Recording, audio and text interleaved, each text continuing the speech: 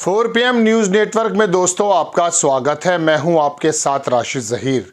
पूरा देश जानता है कि इंडिया गठबंधन को किस प्रकार से उसके परसेप्शन को तोड़ा गया और नीतीश कुमार जो इसके बानी थे, जो इसके शिल्पकार थे, जब से वो भारतीय जनता पार्टी के साथ मिले तब से ये जाना या माना जाने लगा था कि इंडिया गठबंधन का कोई स्वरूप नहीं। लेकिन बिहार के बिल्कुल करीब उत्तर प्रदेश के अंदर अखिलेश यादव ने जब कांग्रेस आई से गठबंधन किया और 17 सीटें दी तो लगा कुछ इस प्रकार से कि इंडिया गठबंधन खड़ा हो गया। केजरीवाल के मामलात भी सही हो गए, मामलात इन द सेंस उनका भी सीटों का बंटवारा हो गया। महाराष्ट्र जाएं तो वहाँ पता चला कि 39 सीटों का कन्फर्म हो गया है, बाकी 2-4 सीटों का बनने वाली है बात। ममता बनर्जी के भी सुर सही होने लगे। मतलब पूरे देश के अंदर अखिलेश यादव के जैसे ही कांग्रेस से गठबंधन हुआ थोड़े से मामला साजगार होने लगा। लेकिन आप सुन रहे हो कि उनके पास नोटिस आने लगे। कोई खनन का मामला था जब उनकी सरकार थी 2012 में 17 के बीच में, वो अचानक निकल आया। इसके बारे में आपको विस्तार से हमारे साथी लोग खबर बता चुके हैं। मैं आपको बताने ये हाजिर नहीं हुआ हूँ कि अखिलेश यादव के पास नोटिस आया। मैं आपको बताने ये हाजिर हुआ हूँ कि अखिलेश यादव के बहाने क्या मायावती पर किसी प्रकार का कोई टेरराइज करने की कोशिश तो नहीं हो रही है। अखिलेश यादव को क्या जेल डाल देंगे सत्ता पक्ष के लोग? लगता नहीं है। अगर डाल देंगे तो क्या अखिलेश यादव डर के समाजवादी पार्टी छोड़कर भारतीय जनता पार्टी में आ जाएंगे? संभव नहीं है।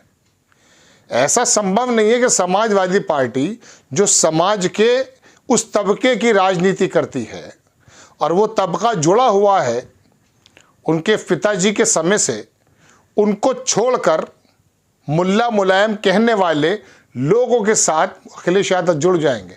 ऐसा संभव है? इसका मतलब यह है कि अखिलेश यादव को जेल नहीं डालने जा रहे हैं या अखिलेश यादव को डरा करके वो अपने पक्ष में नहीं लाने जा रहे हैं। कोई और ही वजह है। क्या वजह हो सकती है? सवाल तो हम खड़ा ही कर सकते हैं एटलीस्ट। देखिए, अधिसूचना जारी होने के बाद इस बात की उम्मीद लगाई जा रही है कि शायद मायावती कोई करवट ले लें। अभी किसी डर, किसी ईडी सीबीआई की जांच की वजह से वो चुप हैं। शायद जब अधिसूचना जारी हो जाएगी उसके बाद उनके हाथ पैर खुल जाएंगे, ऐसा लोगों का कहना है।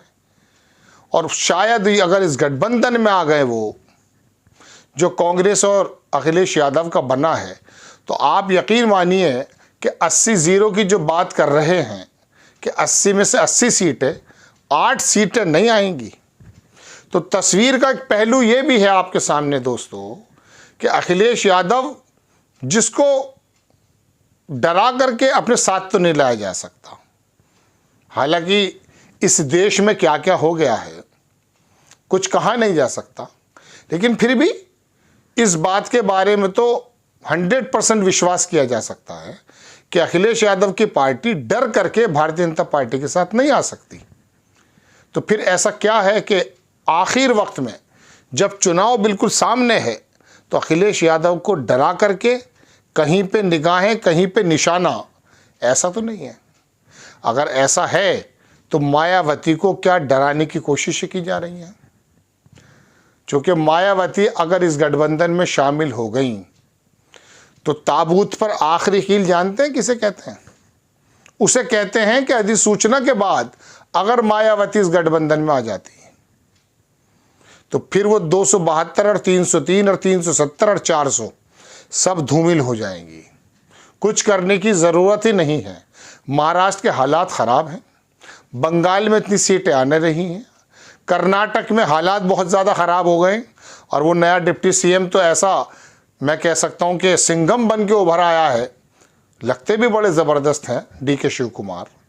और बिहार के अंदर भी ऐसी ज़्यादा सफलता अब की बार मिलती हुई नहीं दिखाई दे रही है, क्योंकि उस सामाजिक धरती बिहार के अंदर तेजस्वी यादव जिस प्रकार से रैलियां और ज़बरदस्त रैलियां और हाथ को इस तरह से हिलाकर जो सिंबल बनाया है वो लग ये रहा है कि घूम ना जाए सरकार।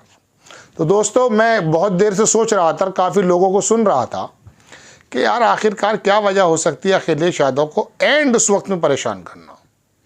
तो अखिलेश यादव के बारे में आप आश्वस्त रहिए, उनको वो डरा सकते हैं, जेल भी डाल सकते हैं, लेकिन ऐसा संभव नहीं है कि अखिलेश यादव को वो डरा करके भारतीय जनता पार्टी के पक्ष में ले आए। ये हो सकता है कि आप कांग्रेस के साथ न लड़ें, ऐसा संभव है, ऐसा डराया जा रहा हो, लेकिन वो डरने वाला व्यक्ति नहीं है। चूँकि इस समय पीडीए की, इंडिया अलायंस की अगर कोई मजबूत आवाज़ बनकर उभरा है, उस व्यक्ति का नाम अखिलेश यादव है। तो अखिलेश यादव को डराकर बहन कुमारी मायावती जी को डरा लेना, ऐसा भी सरकार के साथ सरकार की इंटेंशन हो सकती है। चूँकि जानते हैं, मैं आपके सामने कई बार कह रहा हूँ कि 100 सुनार की और 1 ही लुहार की हो जाएगी अगर मायावती इधर से उधर आ गई। और ये वाली बात मोदी जी को, भारतीय जनता पार्टी के शुभ चिंतकों को सोने नहीं देती होगी कि अगर किसी दिन ऐसा हो गया कि मायावती पलटकर इधर आ गई तो क्या होगा। मुझसे पहले भी तुझे किसी शख्स ने चाहा होगा, शायद उसने अब भी तेरा नाम सीने से लगा रखा हो, एक बेनाम सी उम्मीद पर अब भी वो शेर मैं आपको क्या बताऊं। चलिए खैर, आपको ये आशंका या ये ख्याल कैसा लगा आप ज़रूर बताइएगा। अपना ख्याल, अपना राय कमेंट्स में ज़रूर दीजिएगा। नेक्स्ट टाइम किसी खबर के साथ हाजिर हो जाता हूँ। जय हिंद।